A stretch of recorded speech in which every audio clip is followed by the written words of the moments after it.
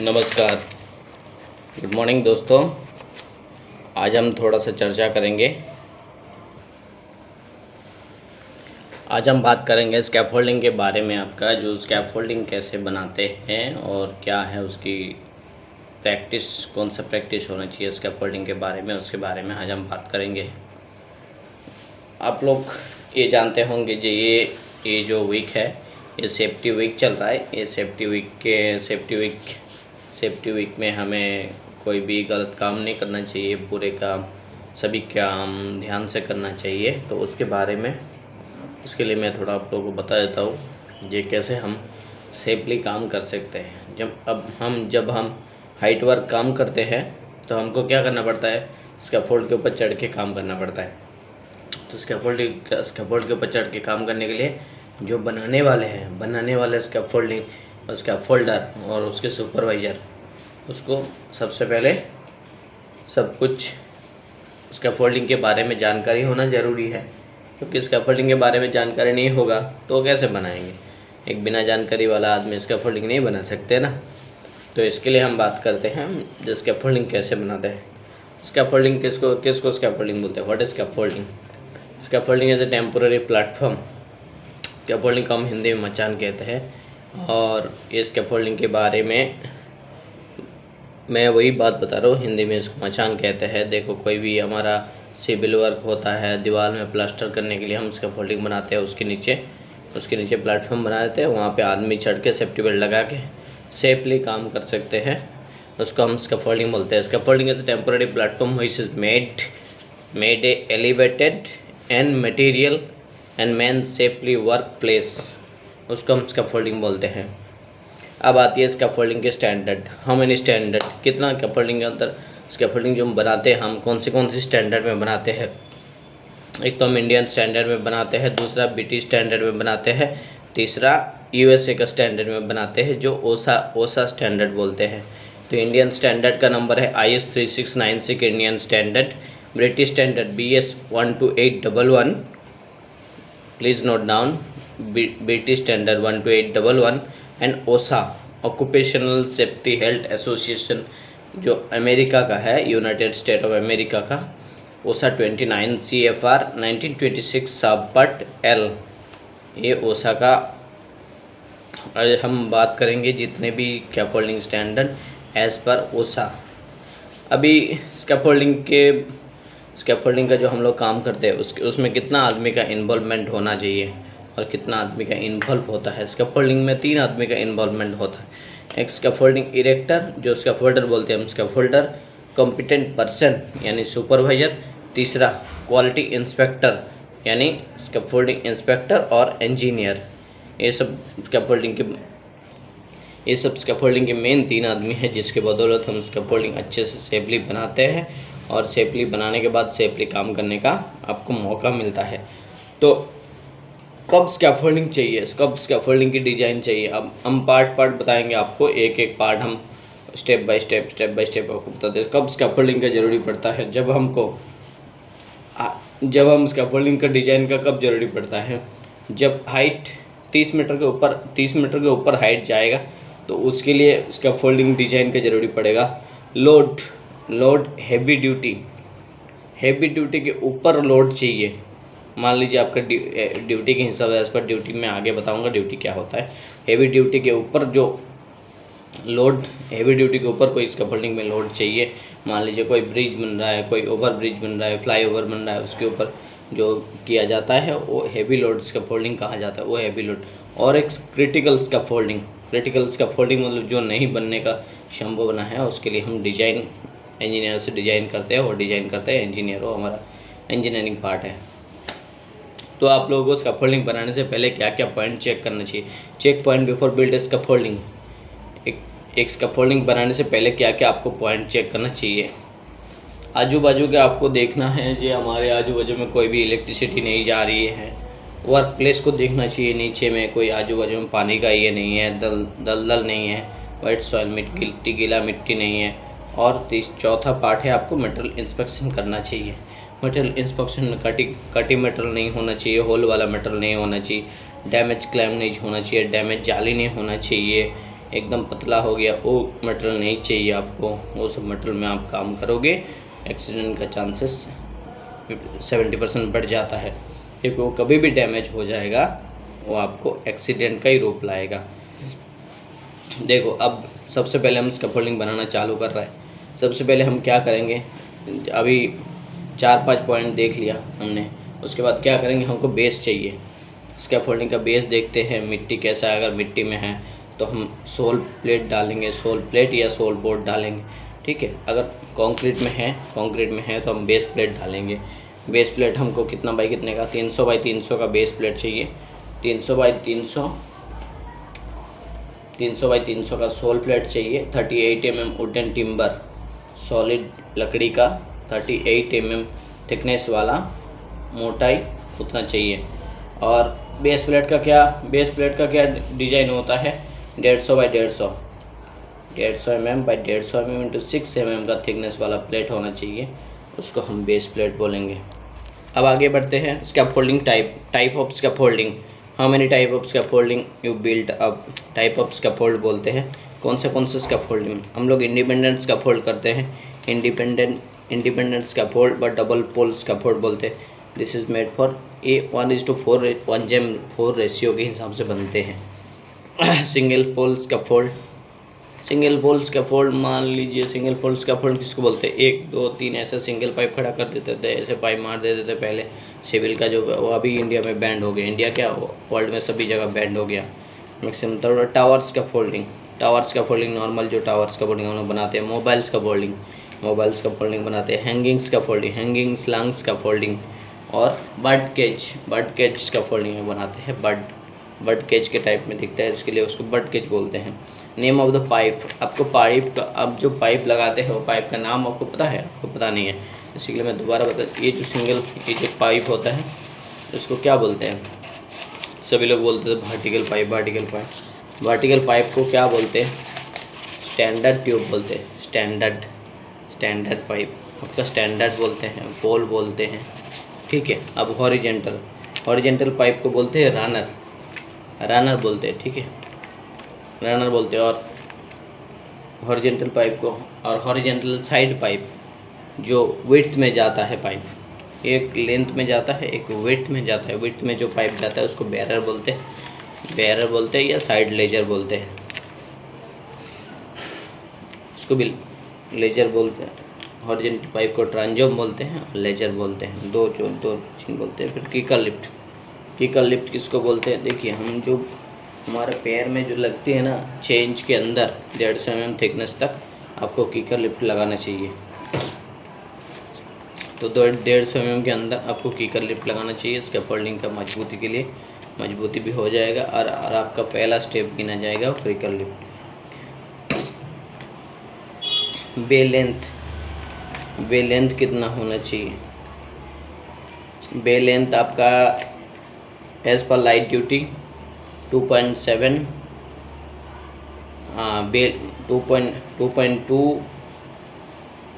2.7 to 2.2। इसका load capacity है 75 kg to 150 kg। Medium duty 1.8 to 1.4, इसका 225 से 300 kg। Heavy duty 1 metre to 0.8, 1 metre length और 0.8 चौड़ाई, उसमें 450 to 600 kg आपका लोड कैपेसिटी ले लेगा। लिफ्ट हाइट, हमारा लिफ्ट की हाइट कितना, lift height 1 lift 2 lift 3 lift, step by step, एक स्टेप 1 रिंगा 2 रिंगा 3 रिंगा, इसको लिफ्ट हाइट बोलते हैं। तो लिफ्ट हाइट कितना होना चाहिए, मिनिमम एक आदमी जैसे ही कीकर लिफ्ट पे 6 इंच पे खड़ा हो गया उसके बाद भी एक आदमी जाना चाहिए। तो मिनिमम आपका लिफ्ट हाइट होना चाहिए 1.8 और मैक्सिमम 2 मीटर के ऊपर नहीं जाना चाहिए। 2 मीटर के ऊपर जाएगा वो वैलिड नहीं गिना जाएगा। ब्रेसिंग, 2 टाइप का ब्रेसिंग होते हैं। एक हम जो सामने बनाते हैं उसको फेस ब्रेसिंग बोलते हैं, और जो साइड में मारते हैं उसको साइड ब्रेसिंग बोलते हैं। अच्छा, स्कैफोल्डिंग के नोड पॉइंट किसको बोलते हैं, इसमें से किसको पता है, आप लोगों ने किसको पता है स्कैफोल्डिंग का नोड पॉइंट किसको बोलते हैं। देखिए, नोड पॉइंट इसको बोलते हैं जो एक वर्टिकल पाइप से एक हॉरिजॉन्टल पाइप जॉइंट होता है। 3 पाइप का जहाँ जॉइंट होता है उसमें जो क्लैंप लगा रहता है तीनों पॉइंट, वो पॉइंट को नोड पॉइंट बोलते हैं। वो पॉइंट सबसे स्कैफोल्डिंग का मेन पार्ट है। वो नोड पॉइंट के ऊपर डिपेंड होता है एक स्कैफोल्डिंग, उसको नोड पॉइंट कहा जाता है। 3 पाइप का जॉइंट होता है, उसको नोड पॉइंट जाता है। प्लेटफॉर्म, अब आता है नोड पॉइंट बना दिया हमने, स्टेप बाय स्टेप भी बना दिया, ब्रेसिंग भी लगा दिया। अब आते हैं प्लेटफॉर्म के लिए।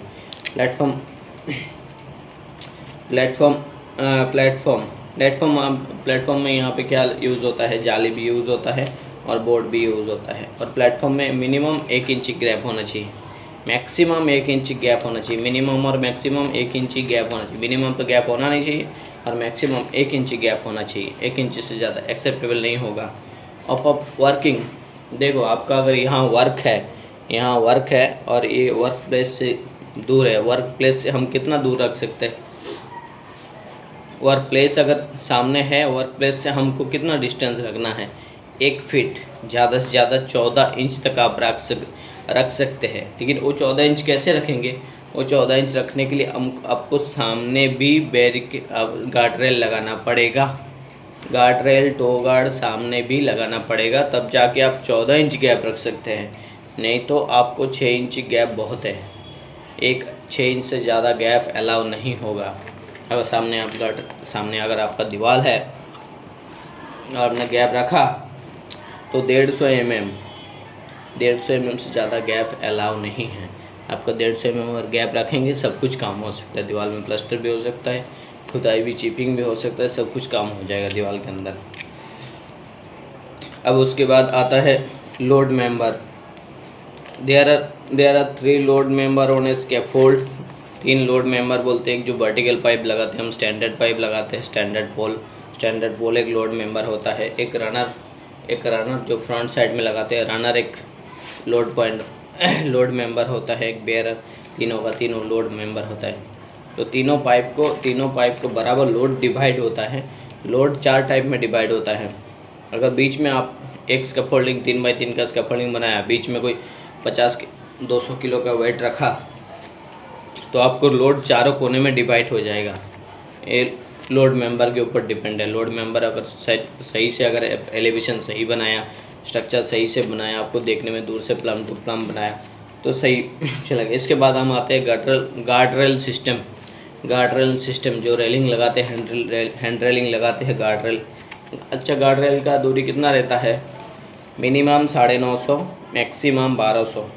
Minimum 950, maximum 1200। तो 950 और 1200 के बीच में हमको टॉप रेल देना है। फिर आते हैं मिड रेल। टॉप रेल से 500 डाउन, 450 से 500 mm हाइट पे आपको मिड रेल देना है। देन टो गार्ड आएगा। टो गार्ड की हाइट कितना होनी चाहिए? 150 mm वाला टो गार्ड होना चाहिए। हाँ, फिर एक्सेस पॉइंट किसको बोलते हैं? हम जो लेडर पे चढ़ते हैं उसको हम एक्सेस करते हैं, जाने का एक्सेस बनाते हैं, उसको एक्सेस पॉइंट कहा जाता है। तो एक्सेस पॉइंट कैसे लगाना चाहिए? आपको 75 डिग्री में लगाना चाहिए एक्सेस पॉइंट। और कोई भी प्लैंक वाला जो प्लेटफॉर्म जाली वाला बनाया, जाली के ऊपर आपको 1 मीटर होना चाहिए। 1 मीटर यानी 1 रंग्स, 2 रंग्स, 3 रंग्स, 3 डंडा जो होता है बीच में, उसको रंग्स बोलते हैं। वो 3 रंग्स ऊपर होना चाहिए। 3 रंग्स ऊपर आ जाएगा तो 300 mm का रंग्स आता है। 300, 300, 900 और ऊपर का लेके आपको 1050 mm आ जाएगा। 1 मीटर ऊपर आ जाएगा। तो 1 मीटर अब प्लेटफॉर्म पे जाने से पहले अगर यहाँ तक जा रहा है तो उसके ऊपर आप 1 मीटर चढ़ने के लिए लगता है, 1 मिनट हाथ पकड़ने के लिए लगता है। उसके बाद आप प्लेटफॉर्म के अंदर चले जाते हैं। ठीक से सही है ना दोस्तों? ठीक है, अभी एक्सेस पॉइंट हो गया। अभी स्कैफोल्डिंग इरेक्शन का 7 गोल्डन रूल होता है। तो 7 गोल्डन रूल के बारे में आपको बता दूं। 7 गोल्डन रूल क्या क्या होते हैं? देखो, आप लोगों को क्या क्या चीज़ चाहिए? 7 गोल्डन रूल क्या क्या चाहिए? प्लानिंग द जॉब का प्लानिंग होना चाहिए, या एक दिन पहले भी जॉब की जो प्लानिंग हुआ, दूसरे दिन प्लानिंग हुआ, आज सुबह से प्लानिंग हुआ, इमीडिएट प्लानिंग हुआ, वो प्लानिंग द जॉब होना चाहिए। फिर दूसरा 100% मटेरियल इंस्पेक्शन होना चाहिए। आपको जो मटेरियल अब लेके जाएंगे साइड पे, जो जॉब चालू करने के लिए जो आपको प्लानिंग दिया गया, उसको चालू करने के लिए आप लेके जाएंगे तो आपको 100% मटेरियल इंस्पेक्शन होना चाहिए। 100% मटेरियल इंस्पेक्शन में आपको क्या क्या आता है, मटेरियल में कट नहीं होना, कट मतलब पाइप में वो ये नहीं होना चाहिए, कट नहीं होना चाहिए, होल वाला नहीं होना चाहिए, क्या फोल्डिंग पाइप पेंटिंग वाला नहीं होना चाहिए, फुल पेंटिंग आप करो, मार्किंग वाला पेंट करो, ओनली आइडेंटिफिकेशन पेंट कर सकते हैं। Scaffolding full painted scaffolding are not allowed, full painted pipes are not allowed, strictly provided. उसके बाद ऑयली क्लैम नहीं होना चाहिए, आपको जाली ये सब टूटा हुआ नहीं होना चाहिए, स्कैफोल्डिंग पाइप बैंड नहीं होना चाहिए। ये 4-5 चीज़ें स्कैफोल्डिंग इंस्पेक्शन मटेरियल इंस्पेक्शन में आपको देखना पड़ेगा। ये मटेरियल इंस्पेक्शन सही नहीं हो तो आपको स्कैफोल्डिंग कोलैप्स होने का ज़्यादा चांसेस बढ़ जाता है। फिर फर्म फाउंडेशन, आप जो फाउंडेशन के ऊपर बनाएंगे वो फाउंडेशन को आपको सबसे पहले चेक करना पड़ेगा। फिर स्कैफोल्डिंग लेवल, आप अगर एक स्कैफोल्डिंग ऐसे खड़े हो जाएंगे, थोड़ा दूर से खड़ा होकर देखेंगे, एक वर्टिकल पाइप दूसरा वर्टिकल पाइप, ये दोनों वर्टिकल पाइप पे आप अगर एक आग बंद करेंगे तो आपको सही से एक आग अगर बंद करेंगे, एक आग बंद करेंगे तो एकदम सीधा यहाँ से यहाँ दिखना चाहिए। एक आग बंद करने से ये मेरा प्लम में है कि नहीं, तो उसको स्कैफोल्डिंग लेवल बोला जाता है। फिर रिजिडिटी किससे आती है, रिजिडिटी आती है ब्रेसिंग देने से। आप ब्रेसिंग दे दो स्कैफोल्डिंग में, आपको रिजिड पकड़ लेगा और स्ट्रेंथ बना देगा, फिर रिजिडिटी आएगा। फिर लोड, अब कैपेसिटी के हिसाब से बना दो। आपको पहले काम का जो प्लानिंग हुआ, प्लानिंग द जॉब में हो गया, स्कैफोल्डिंग प्लानिंग में हो गया, जब आपको कितना लोड का स्कैफोल्डिंग चाहिए, हैवी ड्यूटी चाहिए, एक आदमी चढ़ के काम करेगा, 2 आदमी चढ़ काम करेगा, 10 आदमी चढ़ के काम करेगा, या कोई इक्विपमेंट रखेगा, उसके ऊपर आपको ये लोड देखना पड़ेगा। लोड के ऊपर देख के आपको स्कैफोल्डिंग होना है। फिर प्लाम वही हुआ जो आपको चारों पाइप लेवल में खड़ा हो है कि नहीं है, दूर से दिखना चाहिए। प्लम टू प्लम तो प्लम्बर करता है ना, साउल लेके सीधा गिराते तो उसको प्लम बोलते हैं। प्लम टू प्लम होना चाहिए। अगर आपका स्कैफोल्डिंग प्लम टू प्लम होगा तो एक लोड जो आदमी चढ़ेगा वो लोड बराबर डिवाइड होगा, तो आपको स्कैफोल्डिंग के ऊपर कोई इफेक्ट नहीं आएगा। अभी आपको हम बताने जा रहे हैं स्कैफोल्डिंग का जो कपलर होता है, जो क्लैंप होता है। कौन सा क्लैंप यूज़ होता है हमारा स्कैफोल्डिंग में, राइट एंगल क्लैंप, जो हम फिक्स क्लैंप बोलते हैं उसको राइट एंगल क्लैंप बोलते हैं। और अभी देखो उसको मेड बाय EN 74 बनाते हैं। तो एक क्लैंप उसका कैपेसिटी कितना है, लोड कैपेसिटी कितना है।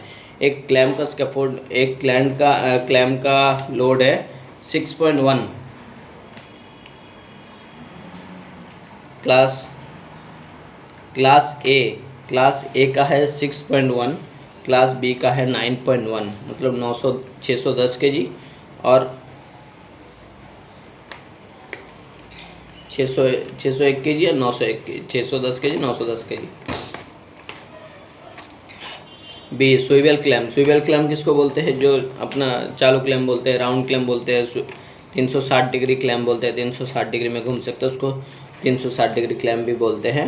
उसका कैपेसिटी होता है 3.2 kN, but Kn 1 kN equal to 1.01 kilo newton, 101 kg। 3.2 kN मतलब 324 kg नियर अबाउट। फिर सिंगल कपलर बोलते हैं, सिंगल कपलर का भी यूज़ करते हैं। फिर बोर्ड क्लैम्प, जो जाली वाला क्लैम्प लगाते हैं उसको बोर्ड क्लैम्प बोलते हैं, BRC क्लैम्प। फिर स्लिप क्लैम्प जॉइंट बॉक्स हो गया, स्लिप क्लैम्प हो गया। फिर बीम क्लैम्प का वजन का कैपेसिटी कितना है, अगर 2 बीम क्लैम्प एक साथ लगाओगे आपको 3000 kg का कैपेसिटी देगा। It's an standard, as per standard. Type of member of pipe, आपका कौन सा पाइप यूज़ करना चाहिए, आपको 4 mm का पाइप होना चाहिए। Class A, class B, class C. तो कई लोग क्लास सी का यूज़ करते हैं, क्लास बी का यूज़ करते हैं। तो आपको 3.2 mm to 4 mm का पाइप यूज़ करना चाहिए और 4 mm थिकनेस का। Class B 2.9 mm thickness. Class C का पाइप कौन यूज़ करता है। टाई, फिर आपको टाई फिर उसके बाद पूरा स्कैफोल्डिंग कंप्लीट हो गया, फिर आपको स्कैफोल्डिंग देखना है। एक सिंगल स्कैफोल्डिंग बनाया, कहीं पे टाई मारने का जुगाड़ है कि नहीं। यहाँ पे सबसे बड़ी इंपॉर्टेंट है टाई मारना है। आपको वर्टिकल टाई मारना है एवरेज 6 मीटर, लेकिन एज पर PLL आपको 4 मीटर पे मारना है। 4 मीटर पे आपको टाई देना है हर 4 मीटर पे। अगर 15 मीटर स्कैफोल्डिंग ले जा रहा है तो हर 4 मीटर में हॉरिजॉन्टल में सपोर्ट आपको देना चाहिए, नहीं तो भाड़ा गिरने का चांसेस रहेगा। और उसके बाद डिस्टेंस, स्कैफोल्डिंग डिस्टेंस तो मैंने पहले बता दिया आपको, 14 इंच डिस्टेंस होना चाहिए। ठीक है दोस्तों, बस इतना ही स्कैफोल्डिंग के बारे में। नमस्कार, जय हिंद, जय भारत।